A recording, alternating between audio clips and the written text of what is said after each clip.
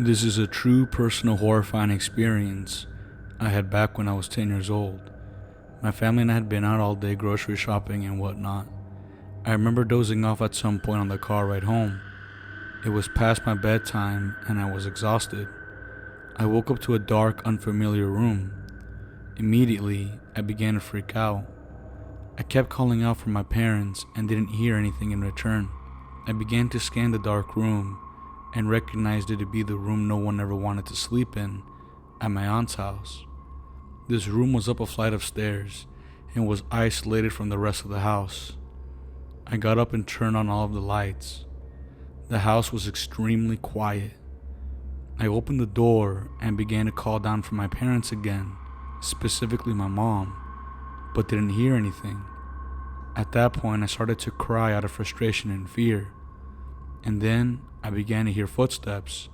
I assumed it was my mom walking up to check on me, but the steps suddenly stopped right before rounding the corner. "Mom?" I said with a hint of hope in my voice. I began to hear snapping and cracking, how joints sound when they crack. Suddenly, I saw a grayish pale hand grasp the corner of the wall. A woman in a white dress walked around the corner. I was caught off guard. My heart pounded with fear. The woman walked around the corner, took a couple steps, and turned to face me. She looked up at me with this angry, malicious stare. She grabbed the railing and began to walk up the stairs. She was taking slow, steady strides. She only went up a few steps before she stopped. I began to wet my pants as the fear consumed my body. Suddenly, I heard a car pull up, and I turned to look at the window.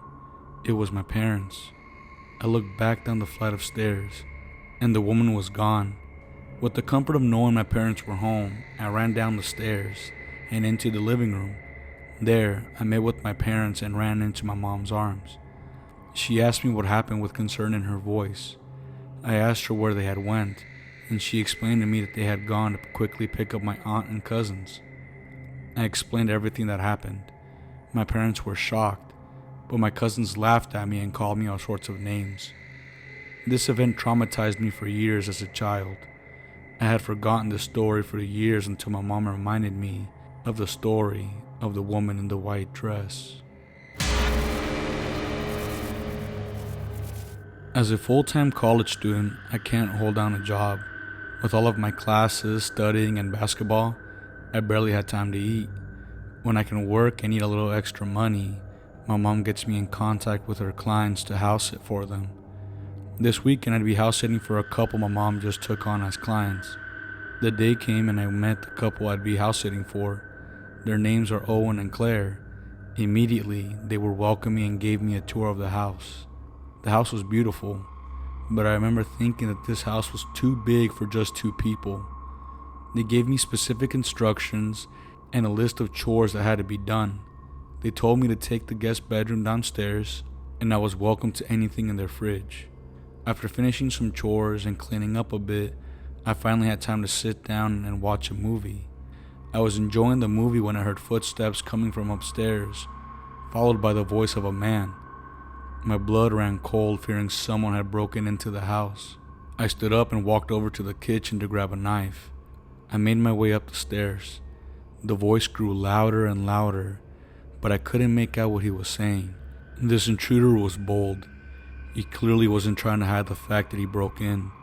I'm a big girl, meaning I'm large and strong, so I don't fear many. But this time, I was crapping my pants.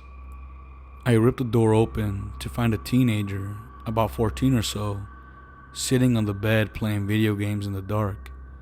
I asked him who he was, and he said his name is Dylan. Dylan in return asked me who I was, and I told him I was house sitting for Owen and Claire. He laughed. He told me those were his parents. I expressed frustration and told him that his parents failed to tell me that anyone else would be home. He told me his parents could be forgetful and to not pay it any mind. We talked for a bit, and he apologized for startling me. He also mentioned how he wouldn't get in the way all weekend and act like he wasn't here. I laughed and wished him a good night. The next morning I knocked on Dylan's door to offer him breakfast. He didn't reply. Out of curiosity, I opened his door to find the room completely empty, meaning he wasn't there. I assumed he started his day early and didn't see Dylan the rest of the weekend. I figured he was staying with friends. The weekend came and went, and Owen and Claire returned. They were so impressed by how clean everything was, they even gave me a generous tip. The next part still gives me chills to this day. I told them that I thought I'd be alone all weekend, with a slight chuckle in my voice. They looked puzzled. They asked me what I meant, and I told them that they didn't mention Dylan would be home. Owen looked at me in confusion, and Claire began to cry. Owen approached me and told me their son Dylan was killed in a car accident 2 years ago. I'm a stay-at-home mom, and I really enjoyed being home alone. My husband works a lot during the week and travels often for work.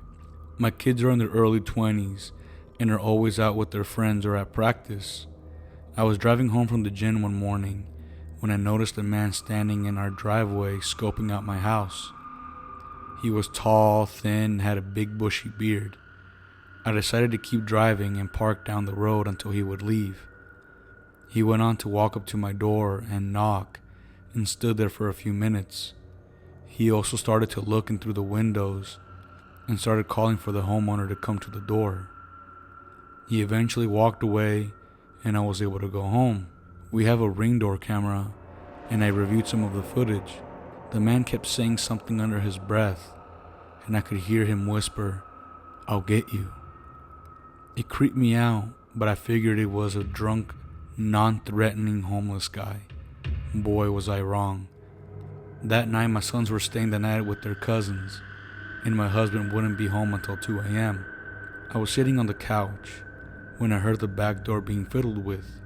I got up and checked that I had locked the front door.